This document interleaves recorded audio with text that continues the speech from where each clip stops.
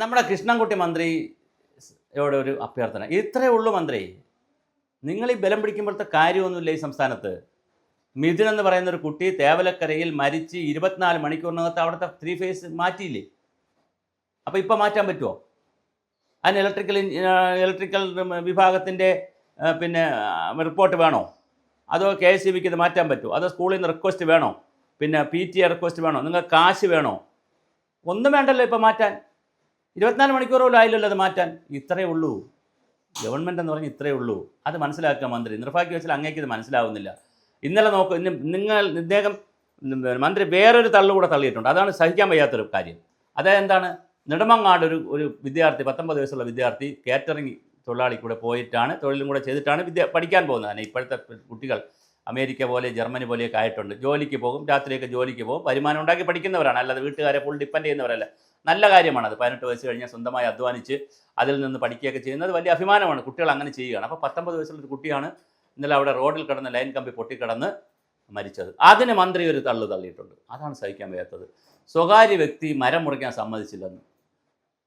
ഏതെങ്കിലും സ്വകാര്യ വ്യക്തി അവിടെ നിൽക്കുന്ന മരം മുറിക്കാൻ സമ്മതിക്കുമോ? നിങ്ങൾ സേഫ്റ്റി ബില്ലുണ്ടാക്കുമോ?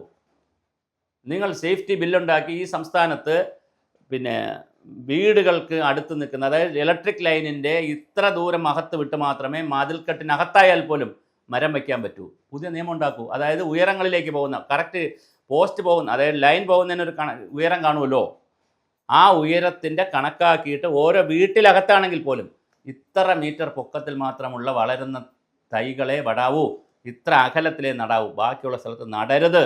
അല്ല തെങ്ങും മാവും എല്ലാം ഇങ്ങനെ വീട്ടിൻ്റെ മതിലിനോട് ചേർന്ന് മുഴുവൻ അത് പുറത്തേക്ക് വന്നിട്ട് അത് വല്ല ചെടികളാണ്, ഒരു പൂച്ചെടി വയ്ക്കുന്നു, അല്ലെങ്കിൽ ചെമ്പരത്തി, അല്ലെങ്കിൽ ഏതെങ്കിലുമൊക്കെ ചെടികൾ വയ്ക്കുകയാണെങ്കിൽ ഓക്കെ, അതിന് പൊക്കം വയ്ക്കുന്നതിനൊരു കണക്കുണ്ട്. അതേസമയം വളരെ വലിയ തോതിൽ പൊങ്ങി വരുന്ന മരങ്ങളൊക്കെ വയ്ക്കുമ്പോൾ, അതിൻ്റെ തൈകൾ വയ്ക്കുമ്പോൾ അതിൻ്റെ നിയമം ഉണ്ടാക്കൂ, ഒരു പ്രോട്ടോക്കോൾ ഉണ്ടാക്കൂ. അതൊക്കെയല്ലേ ഗവൺമെൻറ് ചെയ്യേണ്ടത്. സ്വകാര്യ വ്യക്തി സമ്മതിച്ചില്ല എന്നൊക്കെ പറയുന്നത് എന്തൊക്കെ ന്യായങ്ങളാണ്. അങ്ങ് പിന്നെ തേവലക്കര വിഷയത്തിലും ഇതിൻ്റെ വിഷയത്തിലും ആദ്യം അങ്ങ് പറഞ്ഞു പിന്നെ കുഴപ്പമുണ്ടായെന്ന്. രണ്ടാമത് പറഞ്ഞു സംസ്ഥാനത്തെ മുഴുവൻ പരിശോധിക്കാൻ പറ്റുമോ എന്നൊക്കെ ചോദിച്ചു. അങ്ങ് ഇങ്ങനെ ഉരുണ്ടുരുണ്ട് പറയണം. അങ്ങനെ പറയരുത്. ഒരു മന്ത്രി എന്നൊക്കെ പറയുമ്പോൾ രാജ്യത്തുള്ള പ്രശ്നത്തെ പ്രശ്നമായി അഡ്രസ്സ് ചെയ്യാനും പ്രശ്നങ്ങൾ വരുമ്പോൾ പുതിയ നിയമങ്ങൾ ഉണ്ടാക്കാനും. ഇവിടെ സുനാമി ഉണ്ടായപ്പോഴാണ് നാഷണൽ ഡിസാസ്റ്റർ മാനേജ്മെൻറ്റ് അതോറിറ്റി ഉണ്ടാക്കിയത് കേന്ദ്ര സർക്കാർ. അതിനെ തുടർന്നാണ് സ്റ്റേറ്റ് ഡിസാസ്റ്റർ മാനേജ്മെൻറ്റ് അതോറിറ്റികളും ജില്ലാ ഡിസാസ്റ്റർ മാനേജ്മെൻറ്റ് അതോറിറ്റികളും ഒക്കെ രാജ്യത്ത് വന്നത്. മഴ എങ്ങനെയാണ്, ജനങ്ങൾക്ക് മഴയ്ക്ക് അലർട്ട് കൊടുക്കുന്നത് എങ്ങനെയെന്ന് പഠിക്കാൻ തീരുമാനിച്ച കമ്മിറ്റിയുടെ ശുപാർശ പ്രകാരമാണ് ഇംഗ്ലണ്ടിൽ റെഡ് അലർട്ടും ഓറഞ്ച് അലർട്ടും യെല്ലോ അലർട്ടും ഗ്രീൻ അലർട്ടും ഒക്കെ വന്ന് അത് പിന്നെ ലോകരാജ്യങ്ങളെല്ലാം ഏറ്റെടുത്തത്. ഒരു പ്രശ്നം വരുമ്പോഴാണ് മന്ത്രി ആളുകൾ ഇതിൽ കമ്മിറ്റിയൊക്കെ വയ്ക്കുന്നത്. ഇപ്പോൾ താങ്കൾ എന്തായാലും ഒരു നല്ല തീരുമാനം പറഞ്ഞു. സംസ്ഥാനത്തെ മുഴുവൻ ഇലക്ട്രിക് ലൈനും പരിശോധിക്കാനുള്ള തീരുമാനം പറഞ്ഞു. വളരെ വെൽ ആൻഡ് ഗുഡ്. അപ്പോൾ അതിന് ഉദ്യോഗസ്ഥരുണ്ടോ? മിനിഞ്ഞാന്ന് താങ്കൾ പറഞ്ഞത് ഉദ്യോഗസ്ഥരില്ലാത്തതുകൊണ്ട് അവിടെ തേവലക്കരയിൽ ചെയ്യാൻ പറ്റിയില്ല എന്ന്. ഇപ്പോൾ ഉദ്യോഗസ്ഥരുണ്ടോ? അഡീഷണൽ ആരെയും പോസ്റ്റ് ചെയ്തിട്ടില്ലല്ലോ. ഇതെല്ലാം ഇവിടെ ഉണ്ടെന്നേ, സിസ്റ്റം ഉണ്ടെന്നേ. സിസ്റ്റം ഫങ്ഷൻ ചെയ്യുന്നില്ല എന്നുള്ളതാണ് കുഴപ്പം. താങ്കളുടെയൊക്കെ പ്രശ്നം എന്താ? മന്ത്രിമാരുടെയൊക്കെ പ്രശ്നം എന്താ? നിങ്ങൾ ഈ ട്രാൻസ്ഫർ, പോസ്റ്റിങ്, അതുപോലെ തന്നെ ശുപാർശകൾ, ഈ പരിപാടികളൊക്കെ മതിയാക്കണം. അതൊക്കെ ജില്ലകൾക്ക് വിട്ടുകൊടുക്കണം, അവിടെ നടക്കട്ടെ. പോസ്റ്റിങ് കംപ്ലീറ്റ് PSC ചെയ്യട്ടെ. നിങ്ങളായിട്ടൊന്നും ഇടപെടരുത്. എംപ്ലോയ്മെൻറ്റ് എക്സ്ചേഞ്ച് ഒരാളെ പോലും പോസ്റ്റ് ചെയ്യുന്നതിന് ട്രാൻസ്ഫർ കാര്യത്തിൽ മന്ത്രി ഓഫീസ് ഇടപെടരുത്. അപ്പോൾ നിങ്ങളെ തിരക്ക് കുറയും അവിടുത്തെ. ആ തിരക്ക് കുറയുന്നതോടുകൂടി നിങ്ങൾക്ക് എന്ത് ചെയ്യാൻ പറ്റും? നിങ്ങൾക്കിരുന്ന് ഹോംവർക്ക് ചെയ്യാൻ പറ്റും. ഈ ഷട്ടപ്പ്, പിന്നെ പുട്ടപ്പ്, ഷട്ടപ്പ്, എക്സാമിൻ, പിന്നെ കൺസിഡറബിളി ഫേവറബിൾ, ഇതൊന്നും അല്ല ഫയല്. ഞാൻ മന്ത്രിയെ പഠിപ്പിക്കുന്നത് ശരിയല്ല. അങ്ങ് പല പ്രാവശ്യം മന്ത്രിയായ ആളാണ്, ഒരുപാട് പ്രാവശ്യം പൊളിറ്റിക്കൽ ലീഡറായ ആളാണ്. ഞാൻ അങ്ങയോട് സംസാരിച്ചിട്ടുണ്ട്. അങ്ങേക്ക് വലിയ ജ്ഞാനമുള്ള ആളാണ്, വലിയ കർഷകനാണ്. അങ്ങേക്ക് എല്ലാ പ്രശ്നങ്ങളും അറിയാം.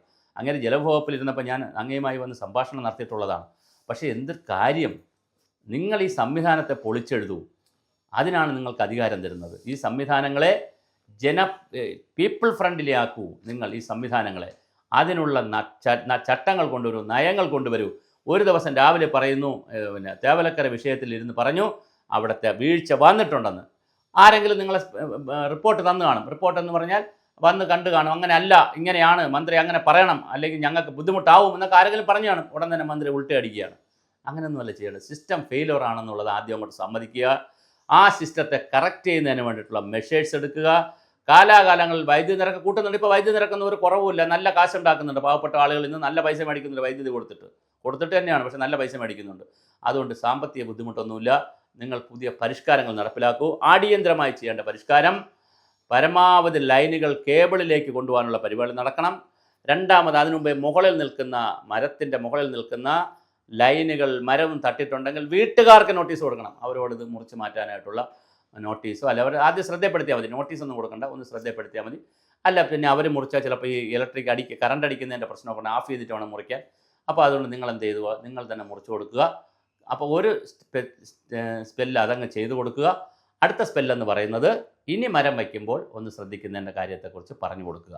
അപ്പോൾ അത് ചിലപ്പോൾ 5 സെൻറ്റ് 4 സെൻറ്റ് ഉള്ളവർക്ക് ചിലപ്പോൾ തിരിച്ച് ചെയ്യേണ്ടി വരും.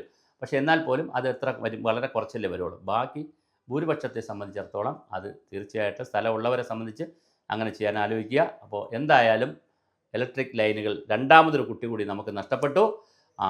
ഒരു കുട്ടി നഷ്ടപ്പെട്ടു, അത് വലിയ വാർത്തയായപ്പോഴാണ് ഇതാ രണ്ടാമതൊരു വിഷയം കൂടെ വന്നിരിക്കുന്നു. ഇനിയും വിഷയങ്ങൾ വരാതിരിക്കട്ടെ.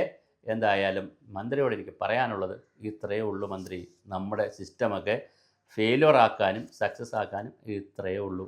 ഒരു മിഥുൻ മരിക്കേണ്ടി വന്നു സിസ്റ്റം ഒന്ന് അലർട്ടാവാൻ.